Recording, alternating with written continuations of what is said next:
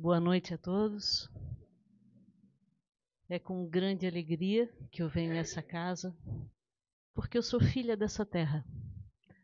Nasci e me criei a 2 quilômetros daqui, ali na Rua Natividade. Vivo já fora de Santo Amaro há muitos anos, mas é com grande prazer que eu vejo aqui amigos da minha infância na plateia, contemporâneos da época de colégio, e nada é por acaso. E eu propus o tema que a casa aceitou, de falar sobre filhos. Se eu viesse falar sobre pais ou mães, maternidade ou paternidade, alguém poderia pensar, mas isso não me interessa. Não sou pai, não sou mãe, mas todo mundo é filho. A prece inicial dos trabalhos da maior parte das casas espíritas, como nesta, é o Pai Nosso. E nós começamos a rezar assim, Pai Nosso.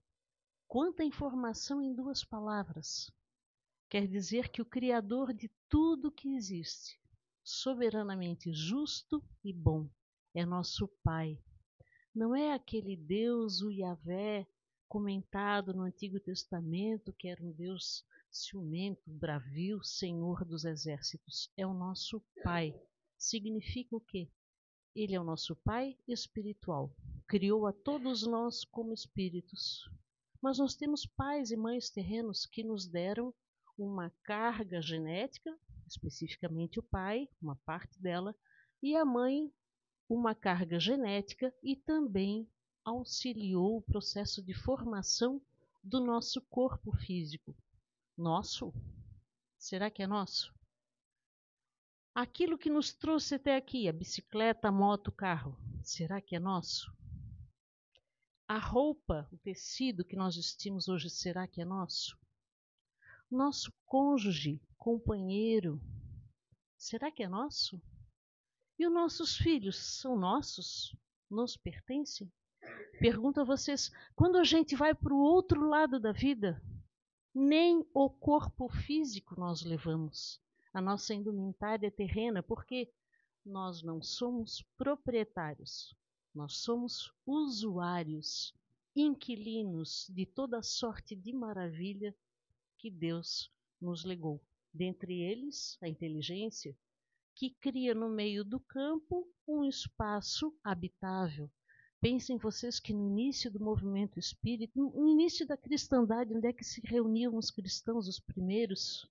Nas catacumbas, escondidos dos olhos do Império Romano, enquanto ainda era proibido ser cristão. Os primeiros centros espíritas não eram casas montadas por uma associação, construídas, não, eram casas de particulares, que tinham as suas janelas apedrejadas. Então hoje nós, espíritas, estamos aqui num mar de rosas, socialmente aceitos, conhecendo a doutrina. Fiquei muito feliz porque os trabalhadores da casa, obviamente, são jovens, bem jovens, isso é muito promissor.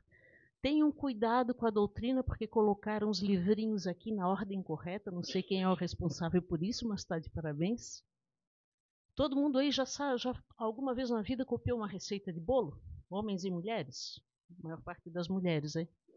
Costumo dizer que o livro dos espíritos é o rol de ingredientes do bolo da nossa vida. Todos os conceitos estão aqui. Aí vem o livro dos médiuns, que traz a técnica, mostra os tipos de mediunidade, como se exerce, como se monta a casa espírita. Aí o terceiro livro, que na minha humilde concepção é o mais importante de todos, pega a parte do ensino moral que está lá no Novo Testamento, os evangelhos. Então, o Evangelho segundo o Espiritismo é a parte do ensinamento moral do Cristo na ótica da doutrina espírita. Depois o livro Céu e Inferno. Alguém já ouviu aí? Ah, não sei se tem vida do outro lado, nunca ninguém voltou para contar. Metade desse livro é de gente que voltou para contar o recado. E no final, a Gênese, que na nossa Bíblia, a Bíblia de Jerusalém, a Bíblia cristã, a Bíblia dos luteranos, dos batistas, é o primeiro livro da Torá, que trata da origem. Mas é tão difícil compreender a origem que nós precisamos estudar os outros 4 livros antes de chegar no princípio das coisas. Mas seguindo agora com o nosso tema. Se eu extrapolar no tempo, eu tenho o costume de me alargar, vocês se levantem, façam um sinal de fumaça, qualquer coisa que eu vou entender. A palestra que eu trago hoje é baseada no Evangelho segundo o Espiritismo e neste livrinho aqui, Nossos Filhos São Espíritos, escrito em 85, um best-seller dentro da literatura espírita. Eu trabalhei muito tempo como voluntária numa casa, onde ainda trabalho, Amor e Humildade do Apóstolo, no centro, e depois dessas obras básicas, é um dos livros que a gente mais vende. Para quem? Para jovens casais que estão pensando em ter filhos? Também, mas principalmente para aqueles pais há mais tempo, que têm filhos aí na casa dos 20 anos, 25, 30, e precisam compreendê-los. Porque se nós seguirmos em como funciona a vida orgânica, a nossa saúde mental, está muito em voga agora, né? Todo mundo fala de saúde mental. Eu ainda não escutei as pessoas falando de saúde espiritual fora dos centros. Porque o filho, a filha, aquela coisinha linda que nasce e a gente diz assim, vou na casa da fulana visitar o recém-nascido. E dizem que é a coisinha mais linda. Parece um anjinho, né? Que a gente fala, não é. Parece, mas não é. Essa criancinha, esse espírito que agora usa um corpinho de bebê recém-nascido, é um espírito milenar, às vezes mais antigo que os próprios pais, às vezes mais sábio, às vezes mais complicado. Sobre o complicado eu vou falar depois. Mas se nós não compreendermos que nós não... Obrigada. Essa aguinha eu vou tomar no final, porque ela fica vitaminada. Porque a gente é muito agraciado, né? Já pensou? Tá todo mundo aqui, o anjo da guarda de todo mundo, salão lotado. Dizemos na doutrina espírita que para cada um encarnado existem pelo menos 4, 5 desencarnados. Já pensaram? Tem uma multidão aqui dentro. Então eu vou caprichar, falar direitinho. Não posso falar mal dos filhos. Nós temos 2 tipos de parentela. A parentela corpórea. Eu preciso registrar que, além dos meus amigos de infância, eu tenho o prazer, a satisfação de ter trazido a minha tia Nelly, professora primária de boa parte dos santamarenses jovens há mais tempo, que do auge dos seus 90 anos e todo o conhecimento do catolicismo veio me brindar com a sua presença aqui. Então, um agradecimento especial para essa cabecinha de algodão. A melhor professora de português que eu tive na vida. Existe a parentela corpórea. Minha tia, meus pais, primos, irmãos, avós, tios-avós, bisavós, tataravós. Tem criança aqui além dessa moça bonita? Alguém abaixo de 12 anos aqui? Ou só essa princesinha? Ah, tem outra moça bonita lá. Que idade você tem, querida? 11. E essa bonitinha? Sabia que vocês têm muita sorte de estar aqui? Muita sorte. Porque os jovens se casam hoje em dia, eles só querem ser pais de planta ou de pet. Sem falar em pais de bebê reborn, que já é um caso patológico. Então, é difícil os casais que querem ter filhos. Ali, a fila da reencarnação do lado de lá está ficando gigante. Todo mundo quer vir para a Terra, mas ninguém quer ter filho. Sabem por quê? É maravilhoso ter filho, mas dá um trabalho, mais um trabalho. Sustentar a criança é fácil. Compra alimento, compra roupa, material escolar, manda para a escola. Se puder, uma escola mais preparada, esperando que lá os professores confiram a melhor educação. Ledo engano. Quem dá educação são os pais. Subsidiariamente, os avós, os tios, os irmãos. A escola dá instrução.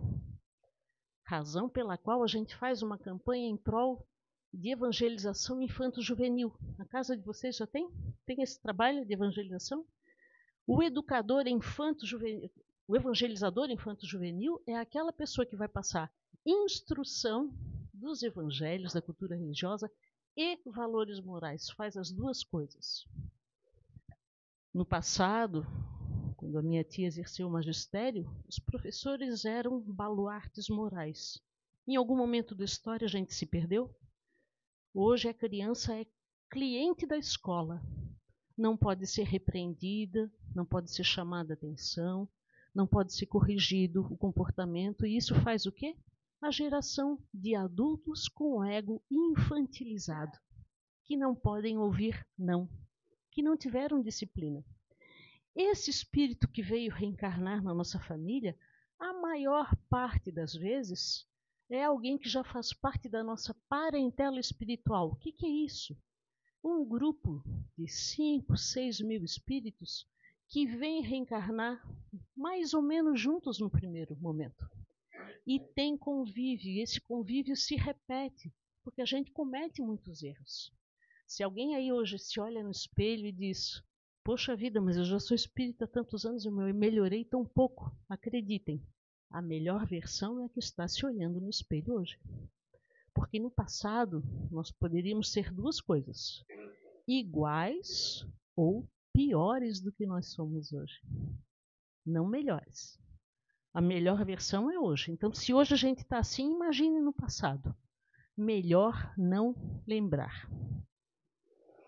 A paternidade espiritual, portanto, pertence a Deus. É daí que vem a nossa igualdade, porque a oração diz: Pai nosso.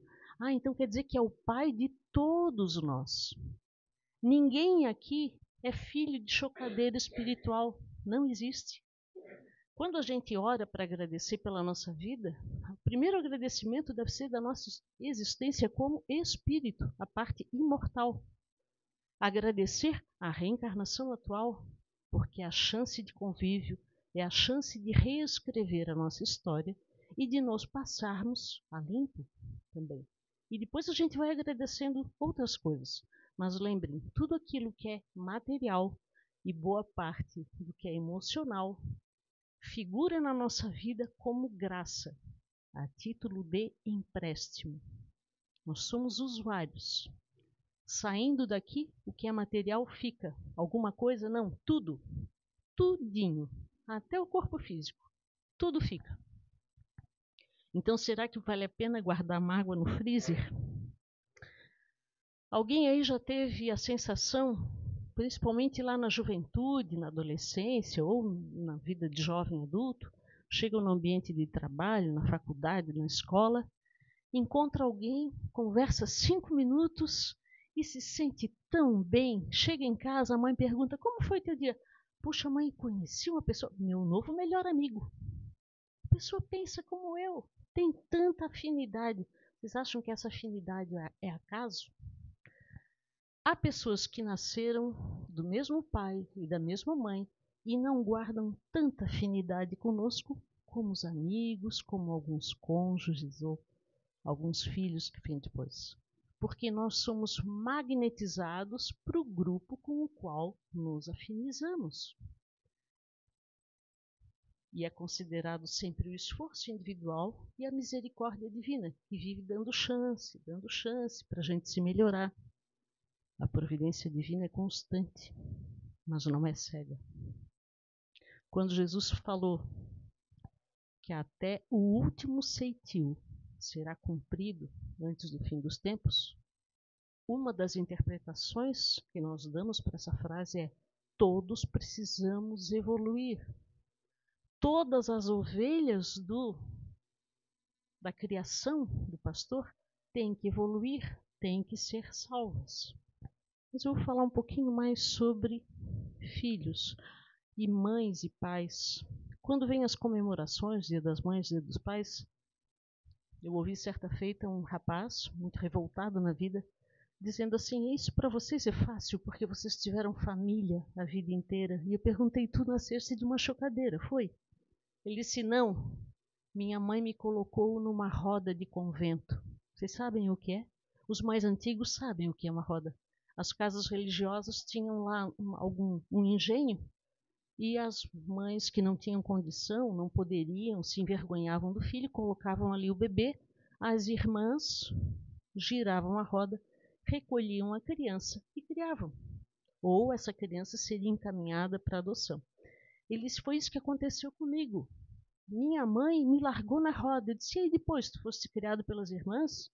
Não, depois eu fui adotado, com 2 anos, mas olha quanto trauma. Eu disse, olha, tu tens 2 razões já para agradecer. Uma mãe que te deu a vida orgânica, não te abortou.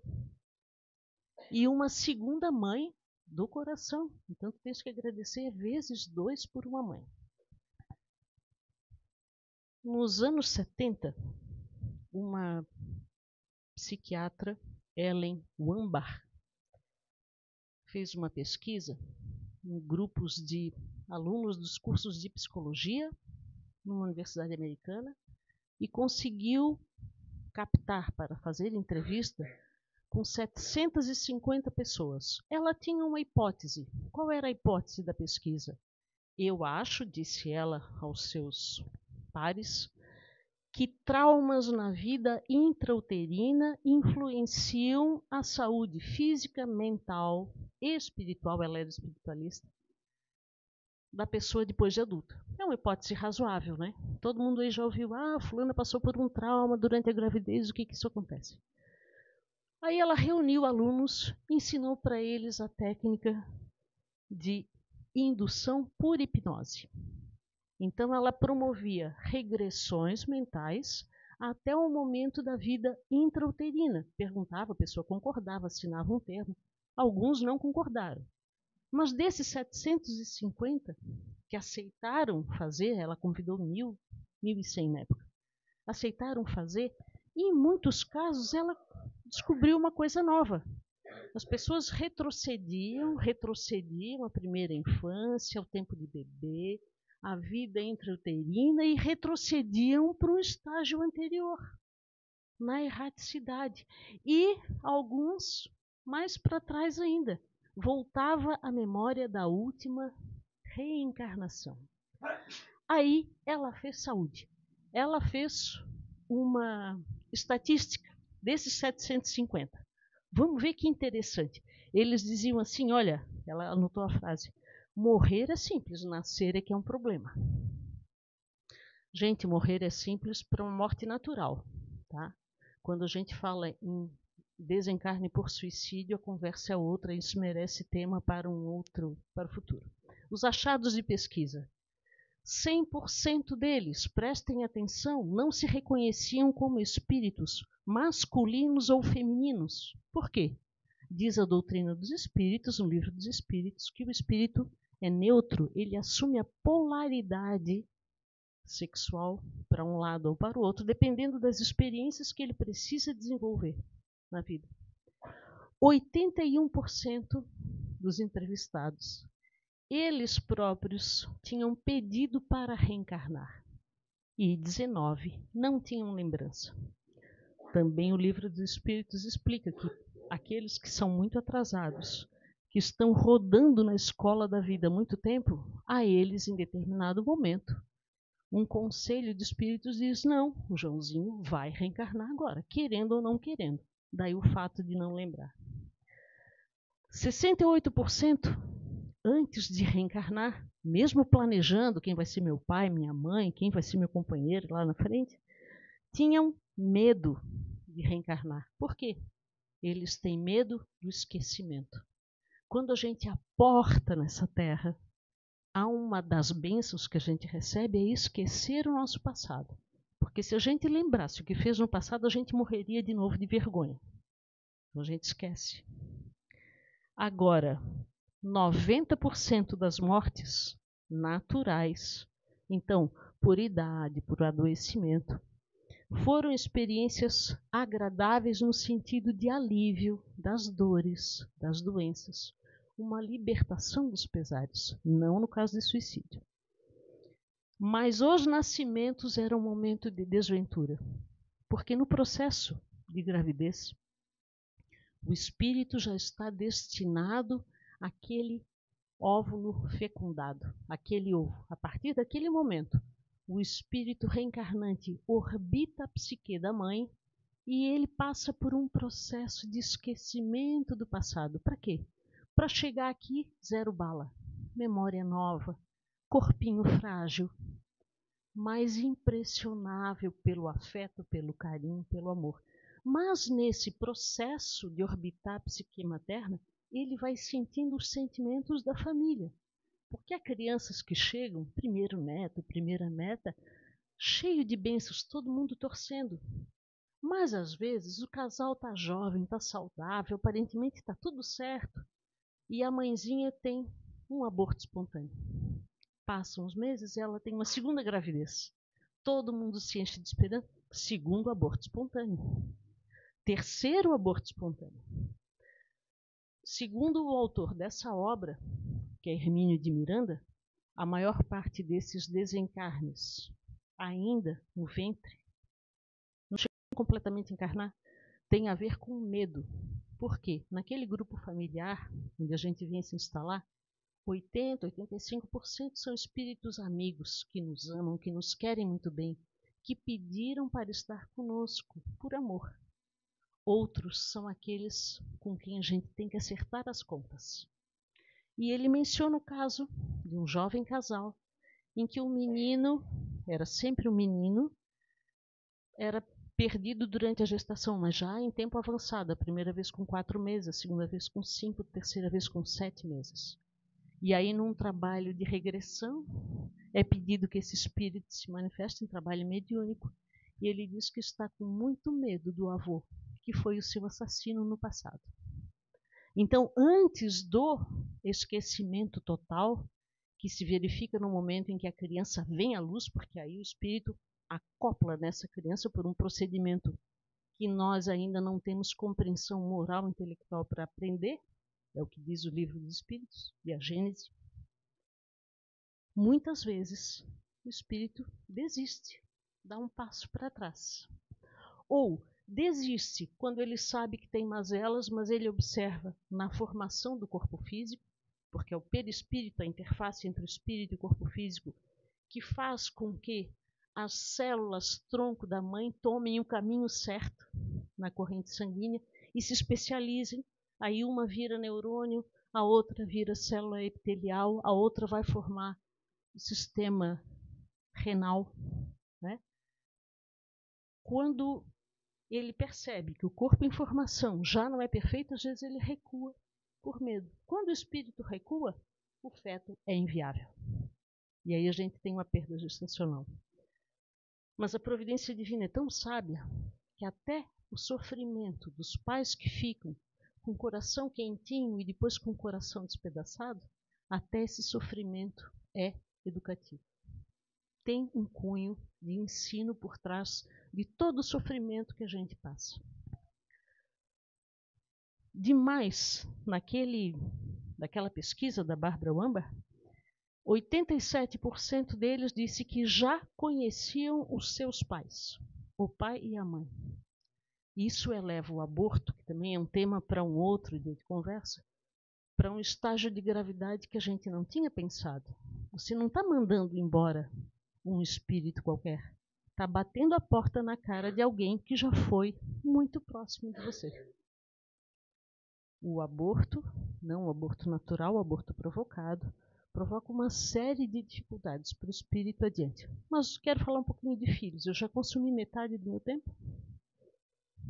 Mais da metade? Tenho quanto? 10? Tá. Alguém aí é filho único?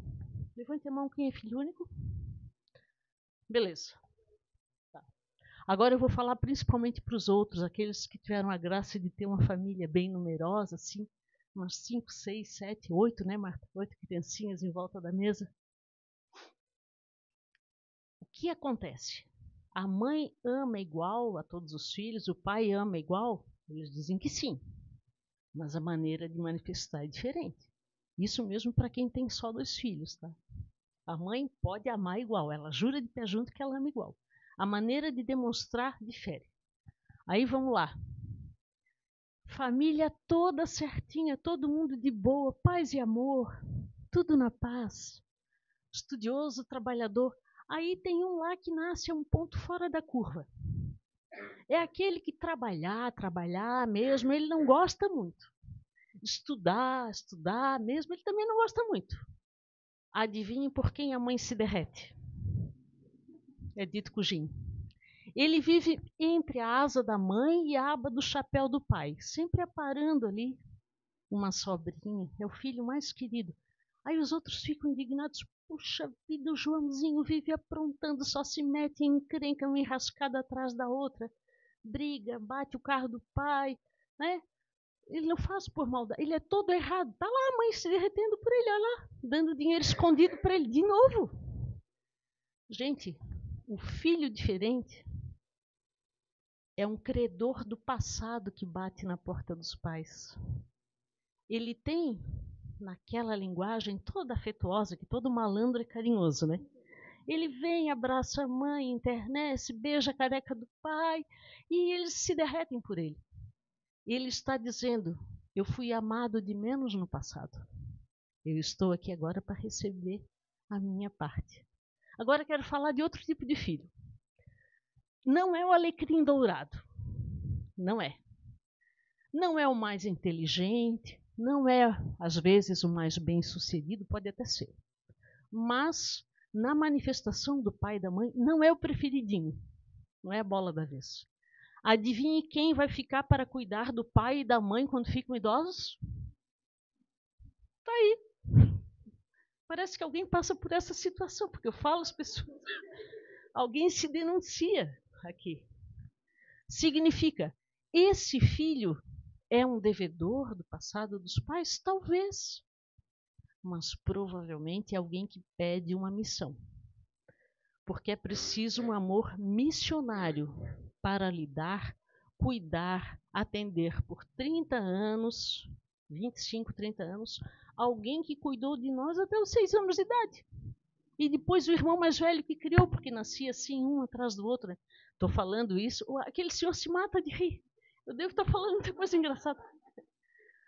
Porque antigamente não era assim essa história de pai de pet, pai de planta. Eu já escutei isso, pai. Ah, não, a gente é pai de planta. Tem que botar o povo para reencarnar. Como fazer isso? Que milagre. Tem que ter filho.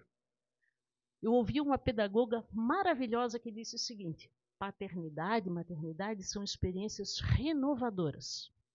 A gente pega todos os nossos valores e reanalisa. A gente olha o nosso rol de amizades e faz uma limpa ali.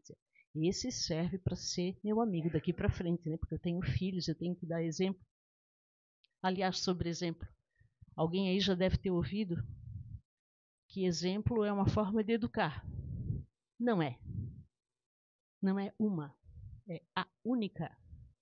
Porque as crianças, quando são bem pequenininhos, que tem aquelas anteninhas assim, ó, de parabólica, anteninha de barata, eles prestam muito mais atenção naquilo que a gente faz do que naquilo que a gente diz. Então é por isso que educar dá tanto trabalho, porque a gente tem que se policiar e andar bem mocinho e bem mocinha. Tem que pensar, eu tenho que ser o melhor possível para ensinar meu filho. Porque senão era fácil, né? Jogava na escola, mochilinha, material escolar, comida, danoninho, beleza. Mas tem o tal do exemplo. Então nós precisamos trabalhar em nós, na nossa reforma íntima. Alguém pode estar pensando aí, mas isso aí que a Sônia está falando não se me aplica. Gostou de ter lido a Mesóclise? Isto não se me aplica. Engano. Para a criança, o adulto é autoridade. Todo adulto. Eles prestam atenção em todo adulto. Para desespero dos pais e mães que queriam que eles prestassem atenção só lá em casa, eles prestam atenção ao exemplo de todos. Então, a responsabilidade por devolver esses espíritos hoje encarnados em crianças, devolvê-los à providência, num estado moral melhor do que aqui chegaram, é responsabilidade de todos nós. Quem tem filhos e quem não tem. E quem já teve, pensa, isso já não me pertence. Eu já tenho netos. Responsabilidade compartilhada com os pais. Mas eu era muito duro com os meus filhos. E agora eu sou um derretido pelos netos. É daí que vem essa sensação que avô pode permitir tudo. Pode? Não. Eu olho para uma colega de infância, amiga de muitos anos, que tem netos. Eu ainda não tenho um morro de invejinha espírita, tá? É uma invejinha cor-de-rosa. Estou doida para ter netos. Já falei lá em casa. Mas por enquanto eles ainda estão nessa de ser pai de pet. O que eu posso fazer?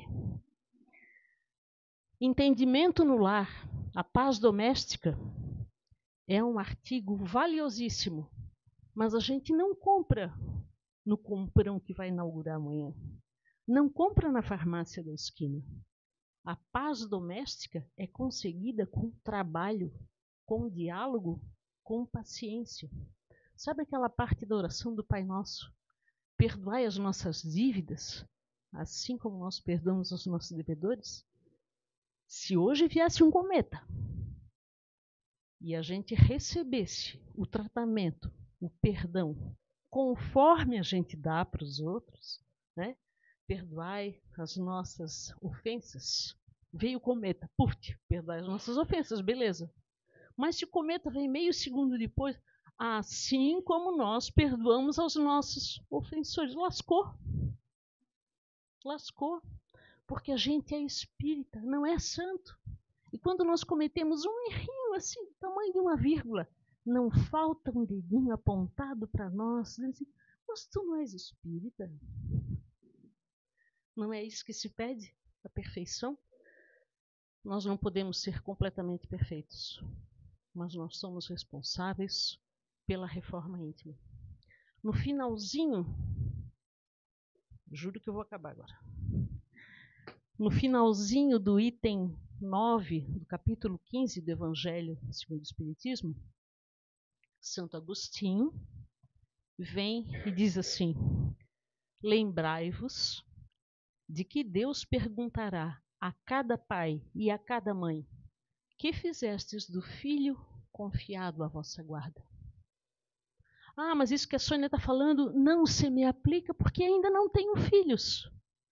Se estão pensando em ter, grande momento para se reunir e orar pelo Espírito que chega para dizer: seja você um menino, seja você uma menina, você é muito bem-vindo. E a nossa casa é um ambiente de amor, de acolhimento, de esperança e disciplina. Porque muita gente está perdendo a mão na educação dos seus filhos por não dizer não para o príncipezinho, para a princesinha. E às vezes tudo que um espírito indisciplinado precisa é de uma baliza moral firme. Dizer, isso você pode, mas aquilo ali não pode. Explicar por quê. Ensiná-los a orar, falar de Deus, falar de Jesus. Muito obrigada pela paciência nessa noite. Que Deus nos abençoe sempre como seus filhos.